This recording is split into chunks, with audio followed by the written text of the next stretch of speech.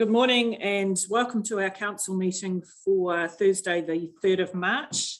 Welcome to our team, all on Zoom this morning. It's really good to see that in spite of all the restrictions and difficulties, we can all manage this. We've all mastered Zoom and this morning trying something to improve the sound quality. So hope that does work for everybody. So welcome to our meeting. Welcome, Gerald. I'll invite you to open our meeting this morning, please. Greetings to everybody this morning. This karakia is associated with tāne, so that talks about bringing everybody together as one, albeit virtually. Knowledge and enlightenment. Whaia tūri tapuni a tāne, tāne te tokorangi tāne, te waiora tāne, te pūkinga tāne, te wānanga. Whakaputa ki te whaiao, ki te ao marama. E rongo whakairia, ki rongo ki a tīna. Pai mi hui e tai ki e. Tēnā. Thank you, Gerald. Thank you. So moving straight into our agenda, we have no apologies. We have a full team this morning. No requests for leave of absence. So we can go straight to the confirmation of minutes on page 6. Do I have a mover and a seconder, please? Councillor Ford, if you unmute.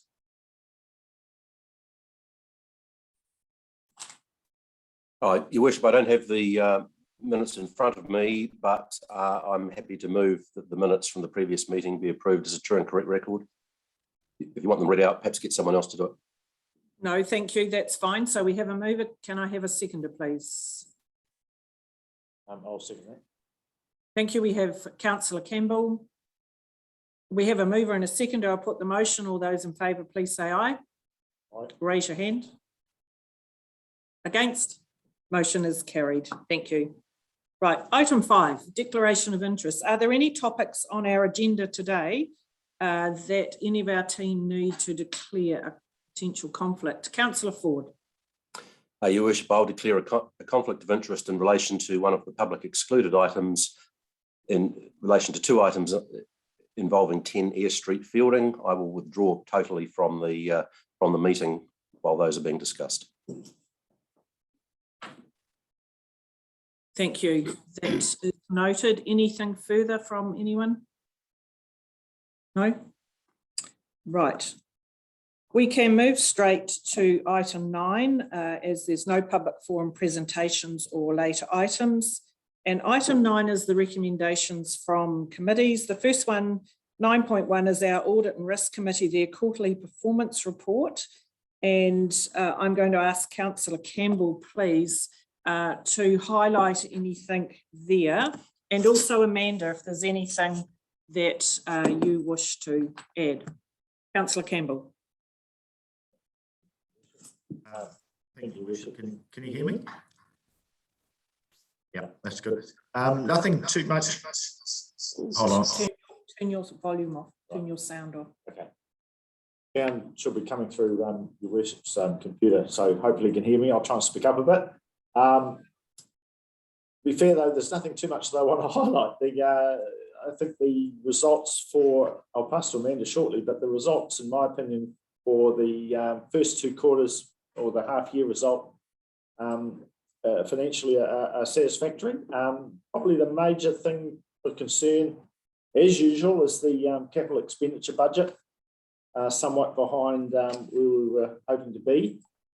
A matter of time, of course, to see if we can catch that up through the rest of the year. Probably unlikely, I suspect. But the managers may wish to comment on that. But operationally, everything's pretty close to being on track. One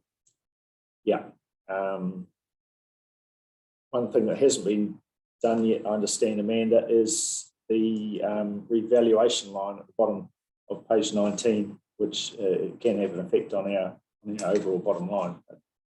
Perhaps, Amanda, you might want to comment on that one. Yes, as Councillor Stewart was saying, the revaluations have been undertaken. They've been done as per normal timeline. So I think it's July, August, the team get them done. But because of the delay in the audit being signed off for last year, we definitely did not want to bring those in and then find audit needed an adjustment, because it's a bit of a mess to unpick. So we have them sitting there. They're probably going to be recognised into the system in the next couple of weeks. The budget around depreciation is phased so that we're expecting that the revaluation spike to happen next month, and the budgets will meet in that month as well. Even with the revaluations, we're looking really good in that space. There's not a major variance at all in the depreciation at this stage. Would like to highlight that we have a new levels of service format, which reflects more of a trend, so that you can see what or how the organisation achieved or performed last year, and then last quarter, and then this quarter. So it's very similar to the format that you get at the annual report. Some of the measures have a slightly different target this year, and if that is the case, it's been noted last year's target, this year's target. I think it's quite readable. In the levels of service, I don't think you'll be surprised to see there's some of the regulatory measures haven't been met. High volumes and some vacancies, and there's comments around those. As Councillor Stewart has said, capital spend, we've committed, what was the number? Oh, goodness. We've reflected an actual spend, and we've also reflected how much we've got committed to date. So the purchase orders are out there. So you can say that's the work that's been tendered. And once you take that into account, it's looking quite positive. Whether that work gets physically done in this financial year versus rolling into the next year, that's kind of dependent on contractors and weather. Thank you, Amanda. Do any of our GMs, particularly Hamish, is there anything there you wanted to comment around capital projects? Thank you, Your Worship. To be honest, no, I think probably just to reiterate what Amanda said, there's a lot of work that goes into the procurement, design, and sort of the getting the works ready to go. And we're in a really good space with the work that's been done over the last, say, 12 months in that space. So whilst there is still 3 months ahead of us, we're actually well placed at this point in the financial year. So thank you. Great, thank you. Any of the other GMs? Otherwise, let's open it up for questions or comments from elected members. Either raise your hand physically or use the hand on your Zoom.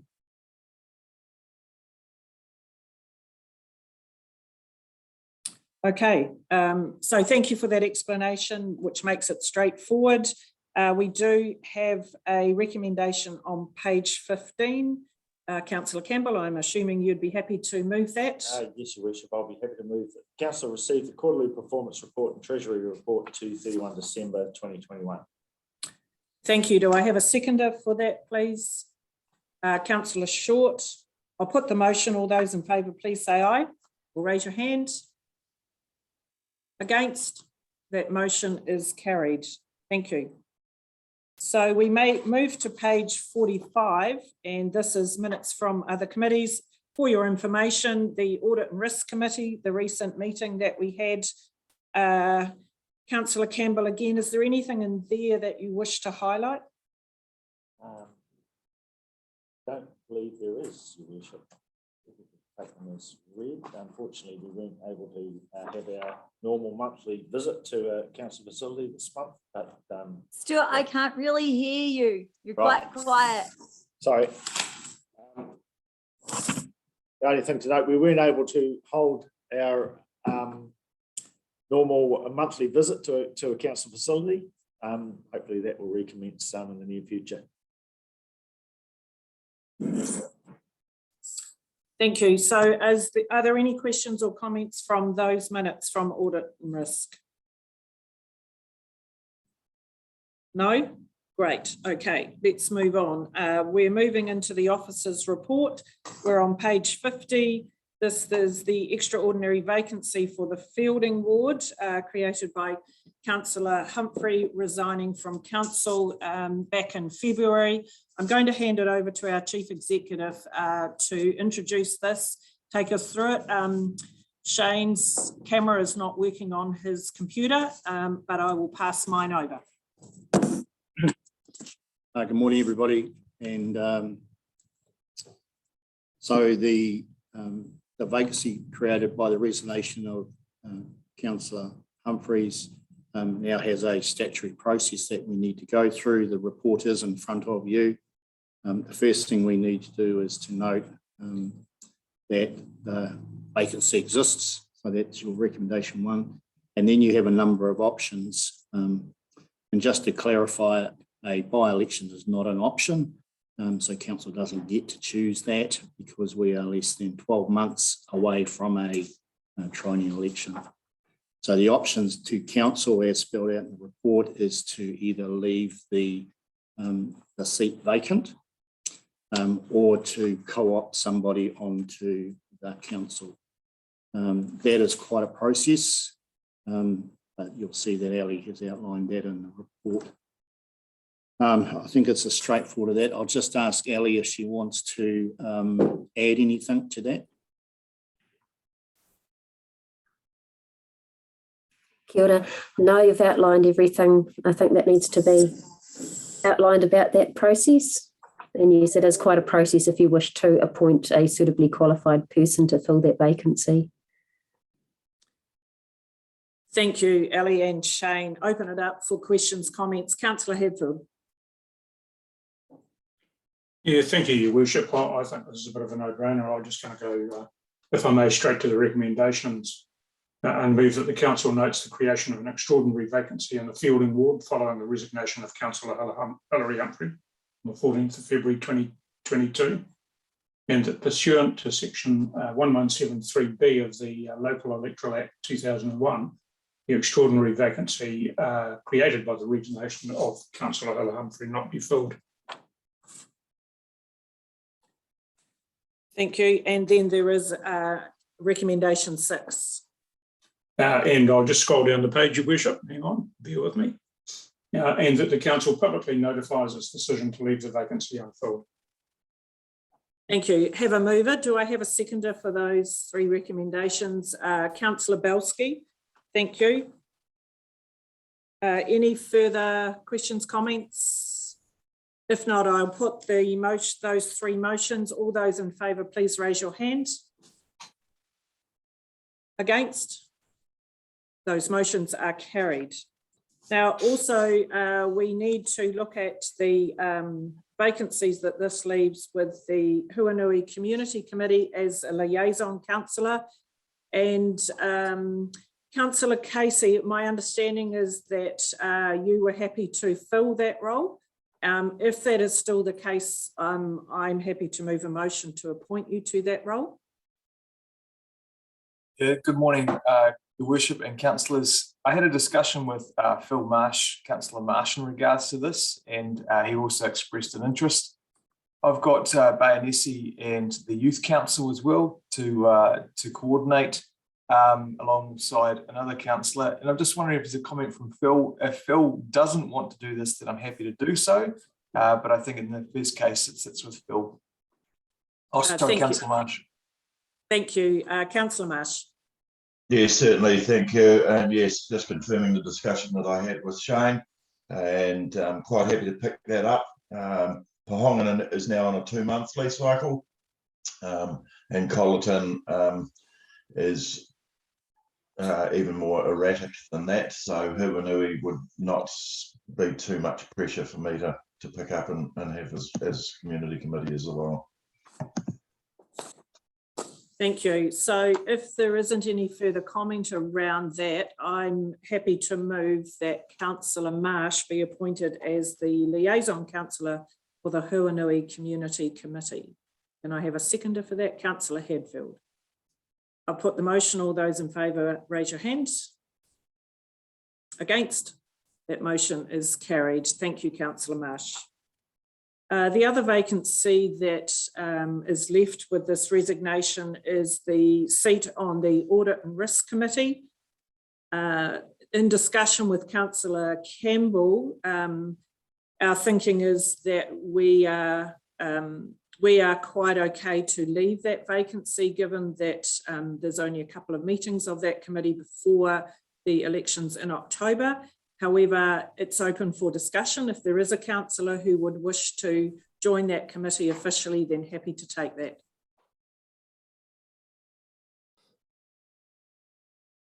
No? Okay. Do we need a resolution to cover this? Seeking Ali advice from you. Worship. Sorry, I don't think my video's come up yet. These items, they really need to be subject to a report, and we had programmed one to come to the next meeting of council. Okay. Excellent. Okay, thank you. So we can defer that one till our next meeting. And if there is any councillors who rethinking about it would like to join our audit and risk team, then please let us know. So on a similar vein, we move to the next item, 11.2, which is the appointment to the vacancy created on the Creative Communities Assessment Committee. And we have options to either fill that now or to leave it vacant. My understanding is they have 2 more meetings for the rest of this triennium. However, we have an expression of interest from Councillor Short to join Creative Communities Assessment Committee. So I'll open that. Oh, first of all, Councillor Short, I'll ask you to comment to confirm that you are still willing to do that, and any other questions or comment. Oh, yes, I'm happy to fill it until the election period. I've been on Creative Communities previously, including I've actually been the chair of that committee. Thank you. Any other comments? That being the case, I'm happy to move that the council note the vacancy in the membership of the Creative Communities Assessment Committee following the resignation of Councillor Hilary Humphrey, and that the council appoint Councillor Short to the Creative Communities Assessment Committee. Do I have a seconder? Councillor Casey. Yes, thank you. I'll put the motion. All those in favour, raise your hands. Against? That motion is carried. Thank you, Councillor Short, for that. Right, we move to item 11.3. We're on page 62. This is the adoption of the amended Public Places Bylaw. Now, we've had the hearings, we've had the deliberations, and I'm going to hand this over to Lisa and Kathy to take us through before we go to the recommendation. Okay, good morning, Your Worship, councillors, colleagues. Assuming Kathy, are you happy for me to take the lead on this? Thanks, yes, Lisa. I am. Thank you, Lisa. Thank you. So the purpose of my report today is to present the proposed amendments to the Public Places Bylaw for adoption. There are 3 recommendations in my report. The first relate to determinations required by section 1552 of the Local Government Act. And the third relates to the adoption of the proposed amendments to the bylaw that were recommended at deliberations on the 17th of February. And those would take effect from the 11th of March 2022 if approved today. Annex A to my report is a copy of the proposed bylaw that includes all of the recommended amendments from deliberations. Annex B is a table that summarises all of the changes and the reasons for the changes. And Annex C is an extract from the statement of proposal that went out to the public for consultation that contains the assessment of the draft bylaw against the Bill of Rights Act 1990. As outlined in paragraphs 4.1 and 4.2 of my report, section 1551 of the Local Government Act requires that before commencing the process for making a bylaw, it must determine that a bylaw is the most appropriate way of addressing the perceived problems. Council passed a resolution in relation to section 1551 at the 4th of November 2021 council meeting. Before adopting the amended bylaw, section 1552 requires that the council determine whether the proposed bylaw is the most appropriate form of the bylaw and whether it gives rise to any applications under the New Zealand Bill of Rights Act. The assessment of the proposed bylaw against section 1552 is contained in paragraphs 4.3 to 4.12 of my report. In summary, the proposed amendments are considered to be the most appropriate form of the bylaw as required by section 1552A. I think there was a typo in 4.4. I think I referred to section 1551, but it's 1552. The amendments are lawfully authorised under sections 146A 4 and 147 of the Local Government Act and consistent with all other legislation. The changes are clear and can be understood by those to which they apply. And changes to the alcohol control areas are evidentially based and satisfy the criterion in section 147B, including being appropriate and proportionate in light of the evidence, and can be justified as a reasonable limitation on people's rights and freedoms. The assessment of the proposed bylaw in Annex A against the New Zealand Bill of Rights Act is contained in paragraphs 4.7 to 4.12 of my report. While the changes to the alcohol controls and the proposed bylaw arguably interfere with the right to freedom of peaceful assembly, the right to freedom of association and the right to freedom of movement, the interference is considered reasonable in light of the evidence and a necessary consequence of the controls. In his submission, Mr. Key considered that the amendments to clause 19.2 are unreasonable and inconsistent with section 22 of the Bill of Rights Act, being the right to not be arbitrarily arrested or detained. We disagree with his evaluation as the police powers in clause 22 of the proposed bylaw do not deviate from those set out in section 169 of the Local Government Act 2002. Annex B to my report lists all of the proposed amendments to the Public Places Bylaw as agreed at deliberations, and those have been incorporated into the proposed bylaw in Annex A. Section 1571 of the Local Government Act requires Council to give public notice of the amendments to the proposed bylaw, stating the date on which the amended bylaw will come into operation and how to obtain copies of the amended bylaw. If Council adopts the proposed amendments to the bylaw at this meeting, the public notice will be published on Council's website and in the Fielding Rangitikei Herald on Thursday, the 10th of March. It's proposed that the amendments will come into force the following day, being the 11th of March. I'm satisfied that the Council has fulfilled the necessary requirements in the Act with respect to the review of the street user and alcohol control provisions of the Public Places Bylaw, and I'd like to now hand it back to Mayor Helen. Thank you, Lisa, for that very comprehensive explanation. I'll open it up for comment, and just reminding ourselves that the reason for these amendments is to address the problems that were raised by the police. So are there any questions, comments to Lisa or Kathy? Councillor Short. Just in the resolution, in a number of places we refer to the Act. I think for those reading it, we should be a bit more specific and say the Local Government Act. Thank you, good point. Yes, we need to make it very clear. Anything further from the team? No. Councillor Short, would you like to move those recommendations on page 63? Yes. Number 1, the Council determines pursuant to section 155(2)(a) of the Local Government Act that the proposed bylaw Annex A is the most appropriate form of bylaw to address the problems underlying the proposed amendments. 2, that the Council determines pursuant to section 155(2)(b) of the Local Government Act that the proposed bylaw Annex A does not give rise to any implications under the New Zealand Bill of Rights Act 1990, and 3, that the Council adopts proposed amendments to the Manawatu District Council's Public Places Bylaw 2020 Annex A with an effective date of the 11th of March 2022. Thank you. Do we have a seconder, please? Councillor Marsh, thank you. Any further questions or comments? I'll put those 3 recommendations. All those in favour, please raise your hand. Against? That motion, those motions are carried. Thank you very much. And thank you, Lisa, for the great work, the explanations that you've done to help us through this. So let's hope now that it will give our police some teeth, and let's hope that they don't need to use it so often. Yes, thank you.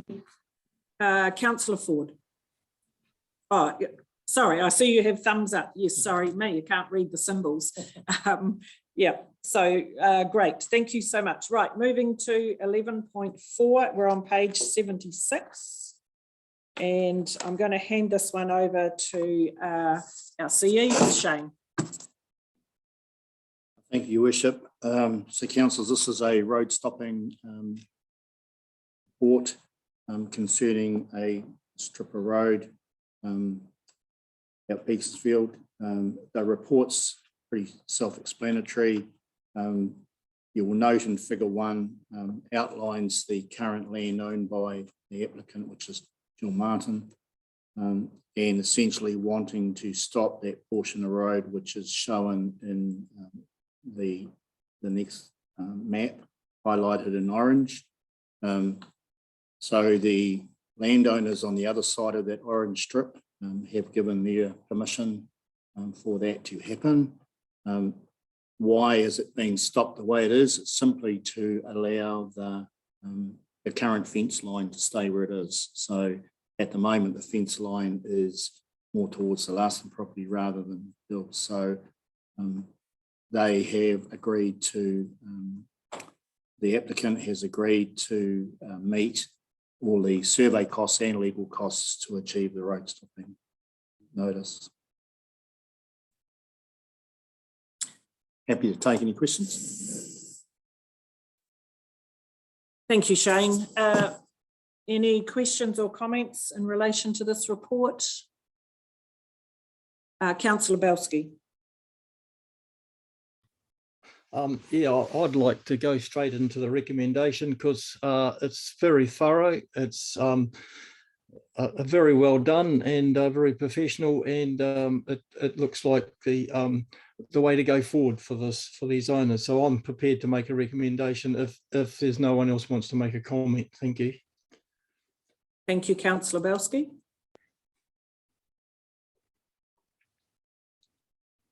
You're happy to move? Yes, I'm happy to move that the council approve the road stopping under section 116 or 116 of the Public Work Act 1981 of the 3,960 square metre section of road, in brackets legal description TBA, along the southern boundary of 634 Beaconsfield Valley Road, Waituna West, and part section 186 Township of Sandon. Thank you. Thank you, Councillor Marsh. Is that a seconding? No, just a query, please. With the stopping of this, who does ownership sit with? Ownership will sit with Martin, Jill Martin. So we're handing her the ownership of that title. Of that section of land that is currently designated as a paper road. It will adjoin the existing lot. Okay. Thank you. Does that answer your question? Yeah, I'm just processing that thought and the fact that there's obviously a value then associated with that we're gifting. Which is what we do with all our paper roads. We do not require people to pay for paper roads. Historically, the land has been there in rural settings since day dot, been used since day dot, and all council did was put a designation over top. We didn't actually buy it. All we did was designate it for the purposes of the road. Thank you. But just following on from Councillor Marsh, does that get reflected then in the next rates assessment? Yeah, the extra piece of land? Yep. Thank you. Councillor Hadfield.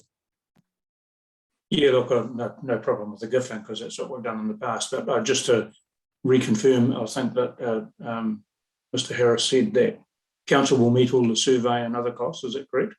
No, the applicant does. Oh, thank you, Shane. I just didn't quite pick that up. So thanks for clarifying that. Cheers. Thank you, Councillor Ford. You're happy to second the motion.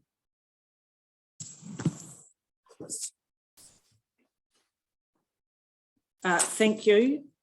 Any further questions or comments? Right, we have a mover and a seconder. I'll put the motion. All those in favour, please raise your hand. Thank you. Against? That motion is carried. Thank you very much. Right, we move to 11.5. We're on page 86. This is our Lagoima requests report that comes to council on a monthly basis. So Kathy, I hand this one over to you to take us through? Yes, thank you, Your Worship. Yes, so we unfortunately are slightly delayed in putting a report up to you for the last few months. This captures December to February. And the reason we're delayed is that we've just been changing the process around how we manage the lagumas to try and be more efficient.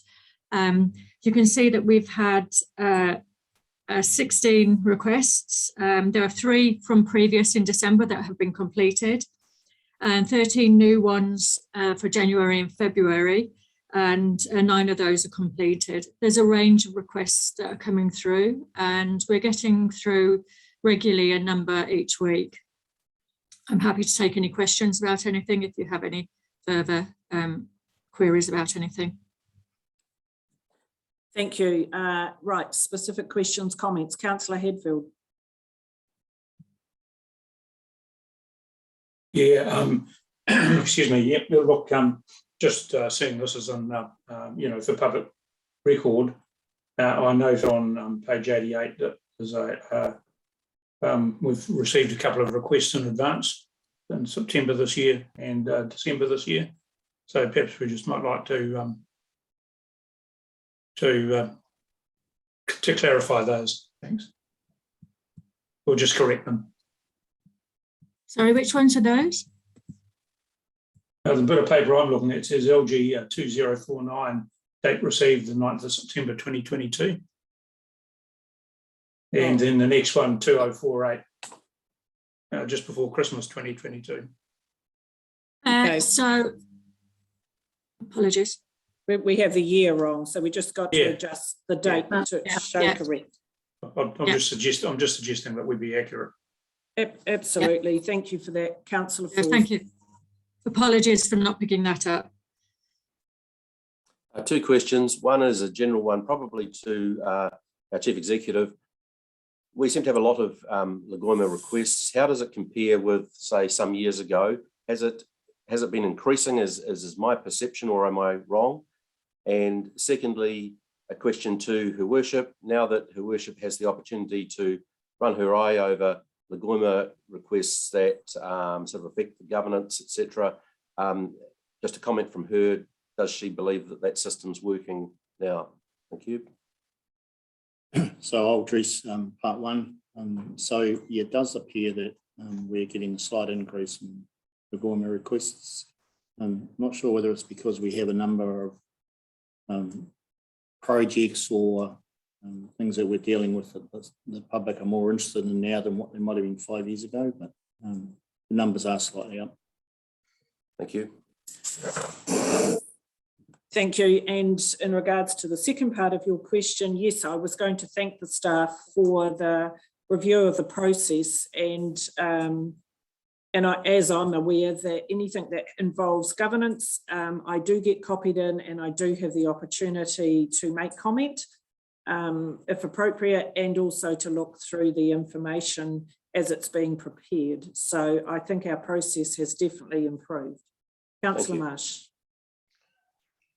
Thank you, Your Worship. A couple of things. First of all, just following on from Councillor Hadfield's comment, also Lagoima request 2045.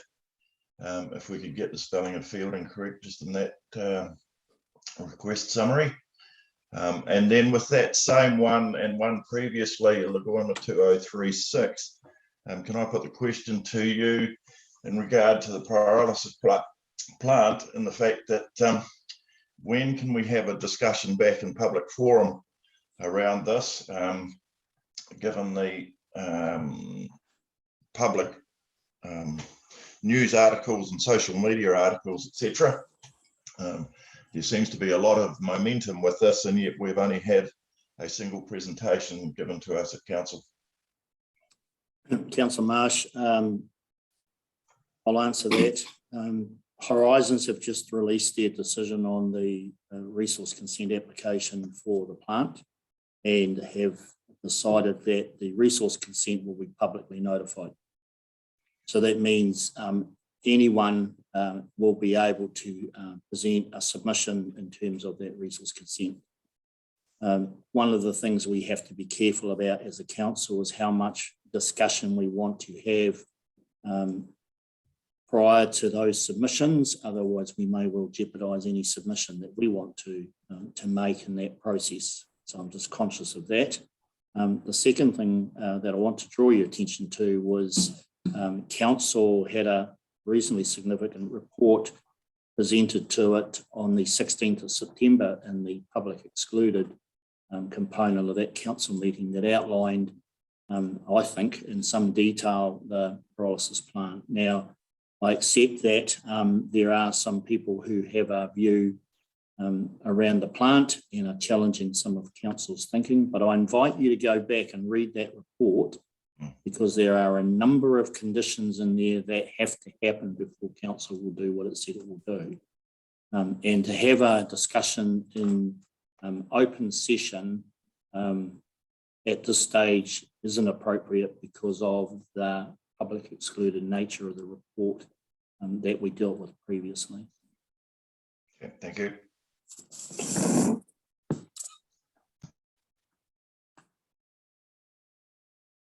Thank you. Councillor Casey.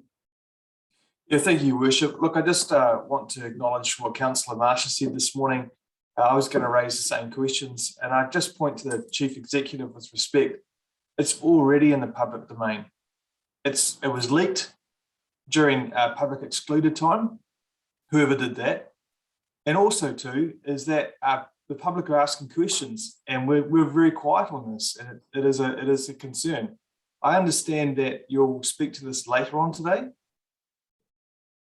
Yes. Thank you. Thank you, Councillor Casey. There is a process that we need to follow, and council will be following that. And Councillor Casey will be addressing it in the Ask the Exec time. Thank you. Any further questions or comments on the Lagoima?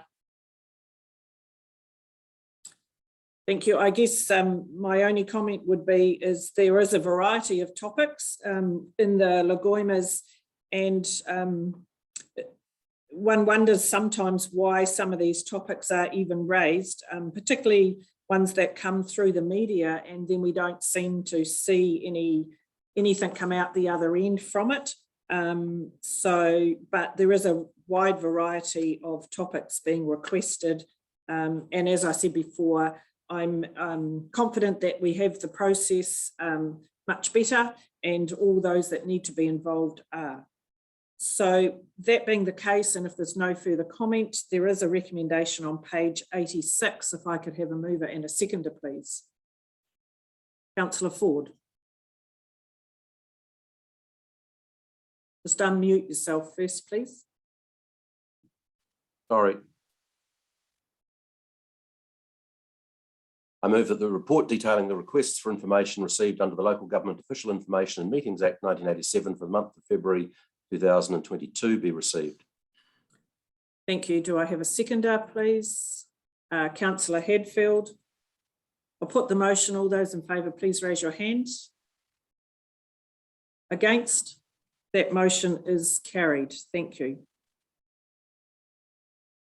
Right, no late items, so we can go straight to item 13, which is the motion to go into public excluded.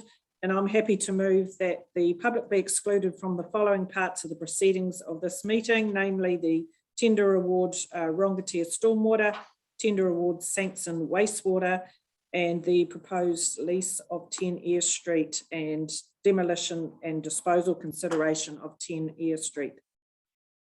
Do I have a seconder for that motion? Thank you, Councillor Short. I'll put the motion. All those in favour, please raise your hand. Against? That motion is carried. Thank you. Just take a moment to go to public excluded.